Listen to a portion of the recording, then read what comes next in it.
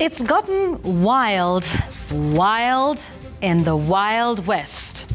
In the race for survival, choices have been narrowed to only 3: jail, deportation, or a journey to heaven.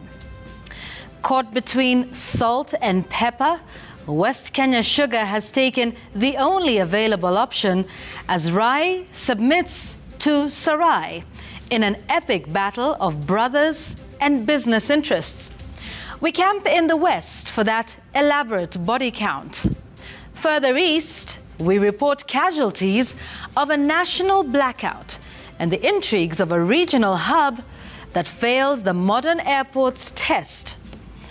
And talking of tests, it's been 13 years of the Constitution of Kenya 2010.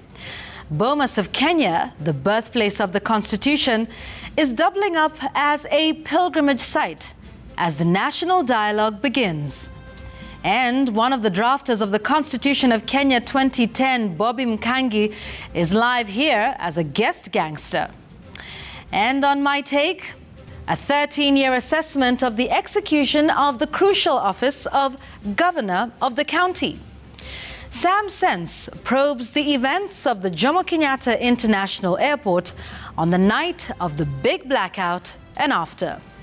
And on Kaikai's Kicker, it's a response to the appeal for some noise from deposed President Ali Bongo of Gabon.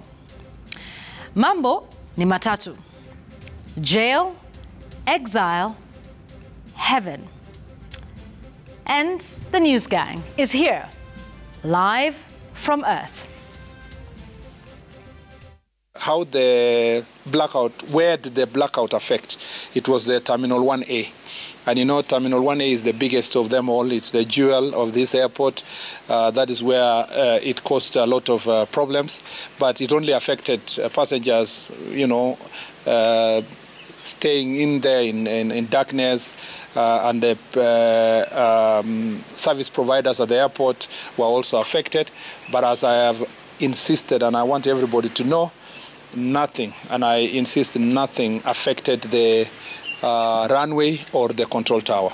So nobody was in danger of any, our passengers or our airlines were not in danger at all. The only danger they all faced was the problem of darkness inside the airport, of course, which is extremely embarrassing, because there will be no meeting between us and the passengers who traveled yesterday. They will permanently have this impression in their heads that Kenya is a pariah state with the darkness at their main airport. Embarrassing is right. That was a long night. For many, it was more than 12 hours. In fact, for some, it was 24 and more. I'm used to saying lady and gentlemen.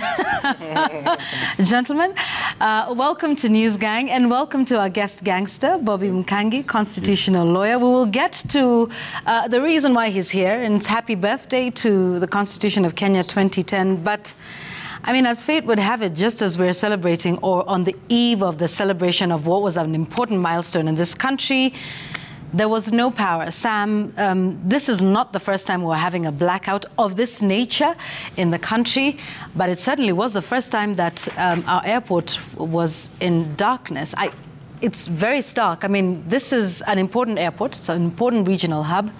Not too long ago, this is an airport that received Category 1 status that enabled us to fly direct from Nairobi to New York, and yet it was plunged into darkness for about 3 hours. Right. I don't think there's any better word than embarrassing. I mean, it was a spectacle from the negative side that you'd see the passengers using their phones to light their path. Very unfortunate indeed. And of course, the cabinet secretary coming in and giving an apology in the night, of course, it was welcomed across the country, but then again, the desperation that you'd expect, it is the wrong image that you want to be sent out to the rest of the world. But also, even as of now, as we speak, there's no clear communication of really what what happened. Nobody is saying with exact certainty that this is what caused the power blackout. You know, previously we've been told of different stories, including some wild animals interfering with the power lines. But also what happened in Imara Daima, that was in January 2022. But then again, the efforts to restore power took quite long, and that just goes ahead to explain how difficult the situation must have been. Early on during the bulletin, you were talking about the power demand in the country that goes to more than 2,000 megawatts, especially at 7 p.m. And of course, looking at the supplies that comes from different sources. But then again, when you hear the Cabinet Secretary and the Principal Secretary of Energy sort of trying to pinpoint where could the problem be, it leaves a lot of questions more than answers on exactly what you're dealing with. And even now, I don't know if we know what caused that trip. Yeah, and there was swift action, obviously, especially with what happened at the airport. There was parting of ways for some of the officials by mutual consent, is what we were told. But then, Linus, then where does this leave us? This is not the first time it is happening. It is happening on such a large scale. There's a back and forth over just what caused it to trip. The party in question saying, well, you know, we're not the ones responsible for it. But then, I mean, you know, in a country like this, in 2023, in fact, there was many people who actually got electricity on the morning of Sunday at 3 or 4 a.m. So considering that and the damages to businesses and those who, I mean, obviously rely on electricity for their needs. It was a very unfortunate night and suddenly dark. And then within a few hours, when it went into the first hour and then the second hour, now everybody started capturing that the scale of this problem is serious. And I think the energy sector has a lot of answers to, a lot of questions to basically answer, because it's not clear yet where the problem was. I know there was, you know, naming of the Lake Turkana wind power as and saying that they are the problem.